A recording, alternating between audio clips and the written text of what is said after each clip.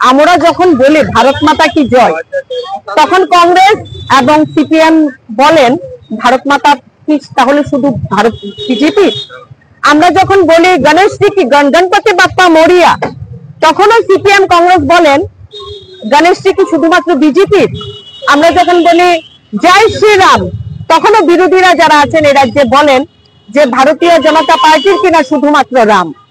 কিন্তু বিভিন্ন ঘটনায় আজকে দেশ এবং রাজ্যের যারা বিরোধী দল, সেটা সিপিএম বলুন, কমিউনিস্ট বলুন, কংগ্রেস, তারা বিভিন্ন ঘটনায় তারা প্রমাণ করে দিয়েছে যে তারা রাষ্ট্র বিরোধী, তারা ঈশ্বর বিরোধী, তারা ভগবানকে মানেন না, এবং এই যে আধ্যাত্মিক ভারতের যে মূল সেটাকে তারা বিশ্বাস করেন না।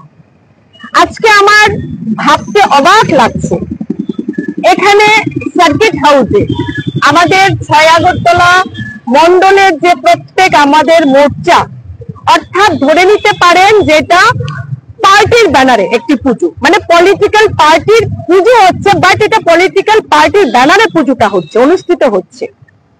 আমরা পারমিশন নিয়েছি, শুধুমাত্র একটি পারমিশন না, যেহেতু এটা ভিআইপি রোডের পাশে অবস্থিত জায়গা, আমরা এএমসির মাধ্যমে টিএনজিসিএল বলুন, ইলেকট্রিসিটি বলুন, পাওয়ার ডিপার্টমেন্ট বলুন, বিভিন্ন জায়গায় আমরা সত্তাসীন পার্টি, বাট আমরা রুলস ফলো করি।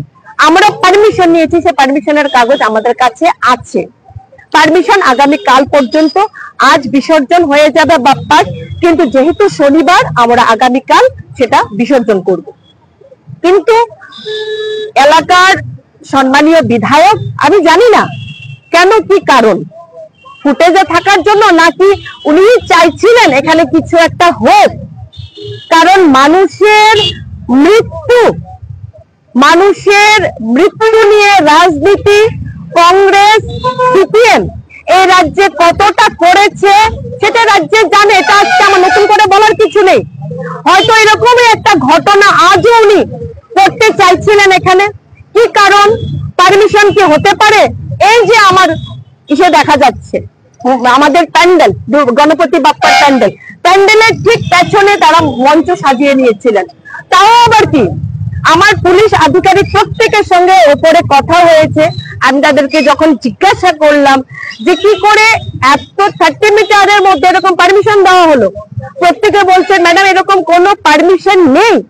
অর্থাৎ মানে এটা কি বিনা পারমিশনে একটি পলিটিক্যাল পার্টি এরকম কাজ করতে পারে? তাও আবার পুজো চলছে এখানে, আমার দুপুরে পুজো রয়েছে, এখানে এদিক থেকে এদিকে, এদিক থেকে এদিকে আসলো।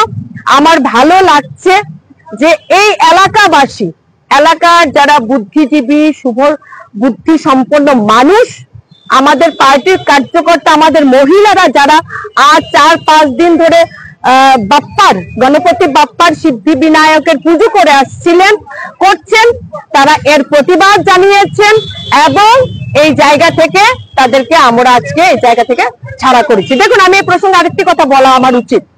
যখন আমি প্যান্ডেল শুরু করলাম, আমার এনসিসি যিনি অফিসার ইনচার্জ, উনি আমাকে এসে বললেন যে ম্যাডাম আগামীকাল কমিউনিস্ট পার্টির একটি সিপিআই, সম্ভবত সিপিআই এর একটি প্রোগ্রাম আছে এখানে, পরশু আইপিএফটি আছে।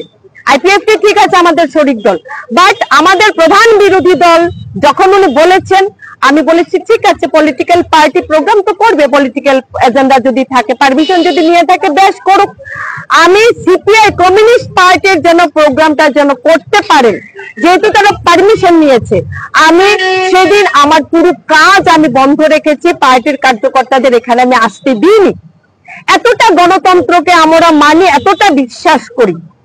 আজকে উনি কি করে, একটি পুজো চলছে আজকে বিসর্জন দিকে দিকে, কি করে এলাকার বিধায়ক এই জায়গায় এসে নাটক এরকম একটি মঞ্চস্থ করলেন, সেটা আমাদের সবাইকে অবাক করে দিয়েছে। এবং নেক্সট আমি বলবো, এই ধরনের কাজ ফুটেজ নেওয়ার জন্য আরো অনেক উপায় আছে। আবার একবার হাত ভাঙুন, আবার একবার না হয় পাটা ভেঙে ফুটেজ নিন আইএলএস এ ভর্তি হয়ে, বাট এই ধরনের কাজ আমাদের কাছে এসে যেন না করেন, এটা আমি ওয়ার্নিং দিয়ে দিলাম।